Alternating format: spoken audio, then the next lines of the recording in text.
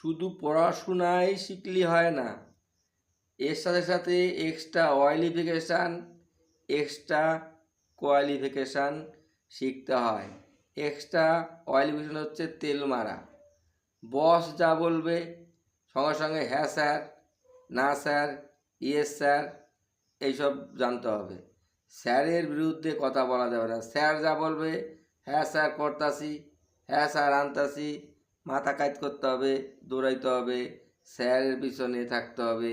তাকে বলে স্যারের বাড়িতে গিয়ে স্যারের বাজার করে দিতে হবে, স্যারের রেশন তুলে দিতে হবে, স্যারের সব কাজ করতে হবে এবং স্যারের যা বলবে তাতেই ইয়েস স্যার করতে হবে।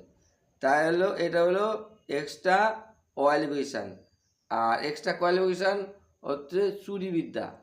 চুরিবিদ্যা যে যত জানবে তার তত উন্নতি হবে।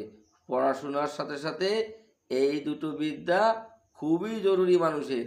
যে মানুষ করতে পারবে না সেই মানুষের কোনোদিন উন্নতি হবে না।